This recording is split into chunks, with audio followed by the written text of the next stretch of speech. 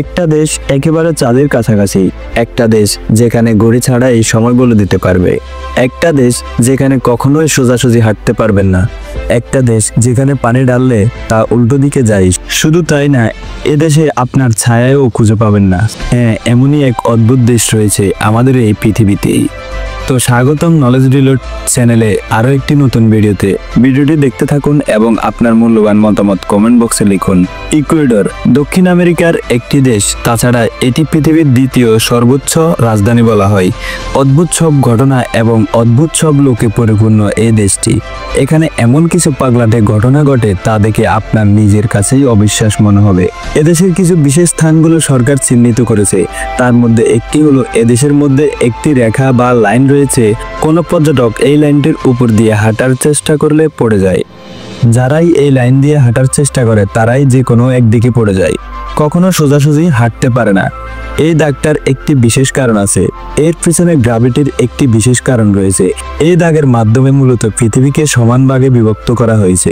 পৃথিবী যখন ঘুরতে থাকে তখন এই দাগে মধ্যাকর্ষণ একেবারে কম থাকে, তাই আপনি যে কোনো একদিকে পড়ে যান। সাধারণত আপনি বাসাবাড়িতে বেসিনে পানি ঢালার সময় খেয়াল করবেন পানির নিচের দিকে পড়ার সময় চারদিকে ঘুরতে থাকে, কিন্তু এই স্থানের ক্ষেত্রে এমনটা হয় না। এই জায়গায় একটি বেসিনে জল ঢেলে দিলে সেটির নিচে যাওয়ার সময় বাম বা ডান দিকে ঘূর্ণন হয় না। এখানে জলের কোনো ঘূর্ণন নেই, সোজাসুজি তার নিচে পড়ে যায়। এই জায়গার আরেকটি মজার ব্যাপার হলো, এখানে দাঁড়িয়ে থাকলে নিজের কোনো ছায়া পড়ে না, এমনকি এই স্থানে কোনো জিনিসেরই ছায়া পড়ে না। এর প্রধান কারণ হলো এই দেশটি পৃথিবীর একেবারে চ্যাপ্টা অংশে অবস্থিত। এখানে সূর্যের রোদ খারাপভাবে পড়ে, তাই কোনো বস্তুর ছায়া দেখা যায় না। এদেশে ঘড়ির কোনো প্রয়োজন পড়ে না, কারণ এখানে আপনি সূর্যের দিকে তাকিয়ে সময় বলে দিতে পারবেন।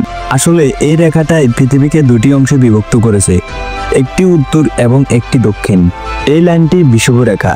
যেহেতু বিষুবরেখা এই দেশটিতে অবস্থিত, তাই বিষুবরেখা ইংরেজি শব্দ দা ইকুয়েডর থেকে দেশের নামকরণ করা হয়েছিল ইকুয়েডর।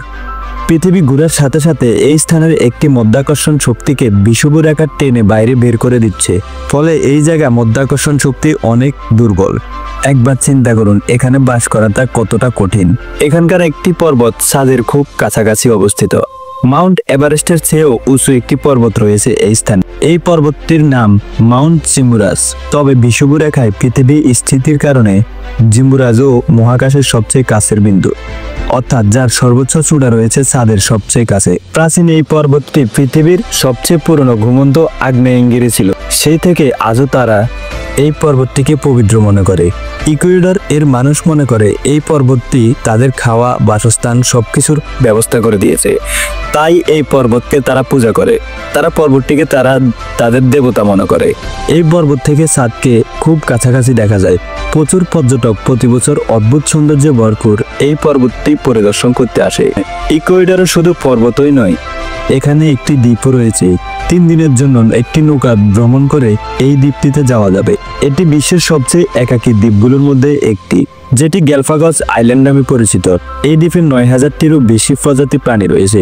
বিশ্বের সবচেয়ে বড় কচ্ছপ, বন্য সামুদ্রিক, ইগুয়ানা, পেঙ্গুইন এবং সিলায়ন সহ আরো বিরল সব প্রাণী এই দ্বীপে রয়েছে। এই দ্বীপটি প্রথম ইউনেস্কো হেরিটেজ নামে পরিচিত। এখানে বসবাসকারী প্রাণীর অস্তিত্ব বিশ্বের আর কোথাও পাওয়া যায় না। এই অঞ্চলে বসবাসকারী মানুষগুলো একইভাবে আকর্ষণীয়, অদ্ভুত আর অস্বাভাবিক স্বভাবের লোকজন বসবাস করে। এই গ্যালাপাগোস নামের দ্বীপটিতে এরা এতটাই পরিবেশ সচেতনমূলক কাজ করে যা সারা বিশ্বের মানুষের জন্য অনন্য দৃষ্টান্ত হিসেবে কাজ করবে।